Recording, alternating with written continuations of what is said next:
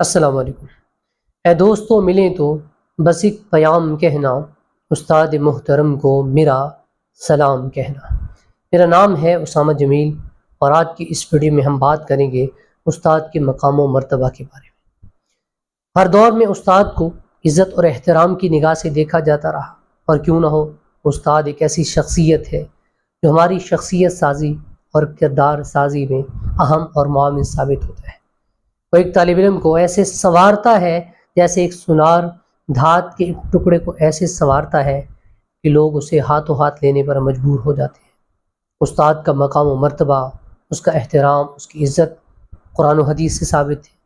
جناب نبی کریم صلی اللہ علیہ وسلم نے فرمایا، انما بعثت معلما، میں معلم بنا کر بھیجا گیا ہوں۔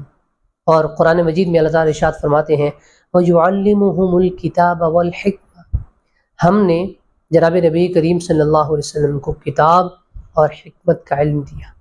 یعنی اللہ تعالیٰ جناب نبی کریم صلی اللہ علیہ وسلم کا تعارف کس سے کروا رہے ہیں؟ ایک معلم کی حیثیت سے۔ اور جناب نبی کریم صلی اللہ علیہ وسلم خود اپنا تعارف بھی معلم کی حیثیت سے کروا رہے ہیں۔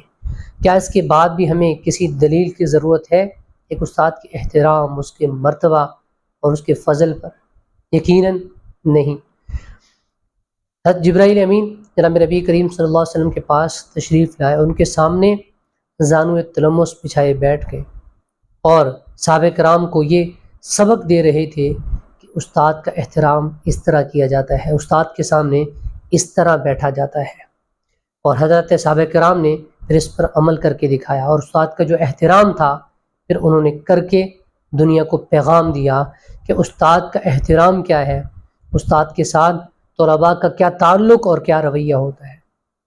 امام شافعی رحمہ اللہ فرماتے ہیں، جب امام مالک رحمہ اللہ کا درس ہوتا تھا، جب وہ درس دیتے تھے تو طلباء احترام کے ساتھ ان کے سامنے بیٹھتے تھے اور ورق الٹتے پلٹتے اس بات کا خیال کرتے تھے کہ اس کی آواز استادوں کے کان میں نہ جائے، اس سے وہ کہیں ڈسٹرب نہ ہو جائے۔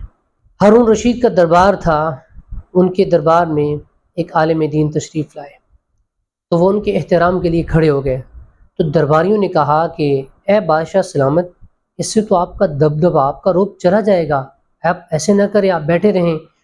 تو انہوں نے کہا کہ ایک معلم کے ادب اور اس کے استقبال کی اگر میں کھڑا ہوں اور اس سے میرا رعب ختم ہو جائے، میرا دبدبہ چلا جائے، تو جانے دو، مجھے ایسے دبدبے اور ایسے رعب کی ضرورت نہیں ہے جو ایک معلم کے آنے پر ختم ہو جائے۔ تو یہ احترام انہوں نے سکھایا ہے اس امت کو اور لوگوں کو کہ استاد کا یہ مقام ہے، یہ مرتبہ ہے۔ وہ استاد کہ جس نے پڑھا لکھا کر طلباء کو اس قابل بنایا کہ آج وہ پوری دنیا پر حکومت کر رہے ہیں اور دنیا ان کے اشاروں پر چل رہی ہے۔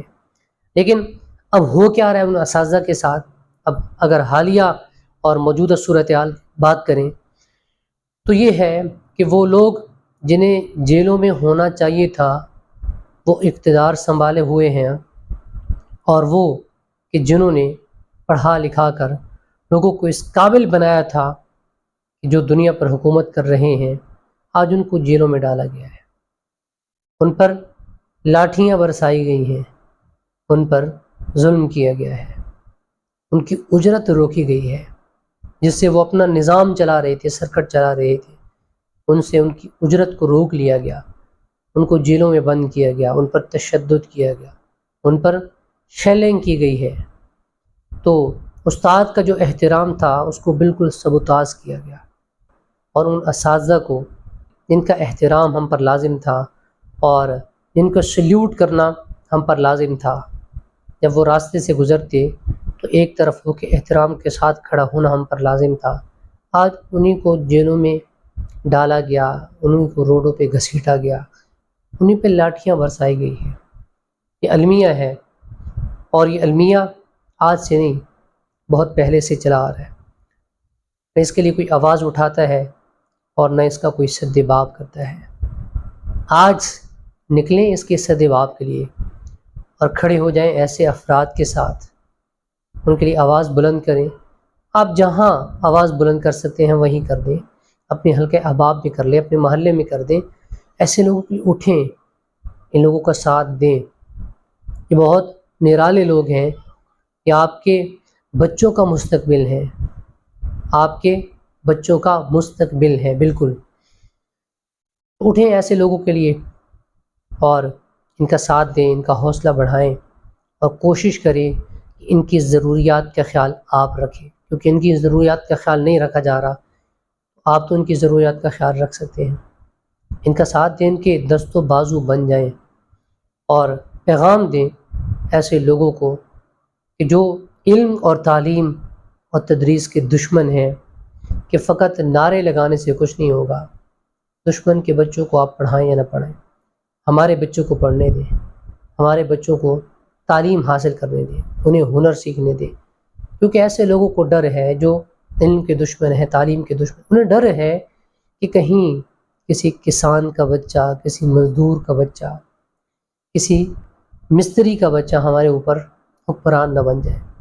وہ حکومت جو ہمیں ملی ہے، وہ اقتدار جو ہمیں ملا ہے، وہ کرسی جس پر ہم بیٹھے ہیں، یہ ہم سے چھین نہ لیا جائے۔ وہ چاہتے ہیں کہ ہم اس پر قبضہ کریں، ہماری آنے والی نسلیں اس پر قبضہ کریں۔ ایسے لوگ ان کرسیوں پر آ کر بیٹھیں جن کو تعلیم سے کوئی سروکار نہیں ہے، جو آگے آئے ہیں تو فقط پیسے کے دم پر آئے ہیں، اپنی قابلیت اور اپنی اسکل کے دم پر نہیں آئے۔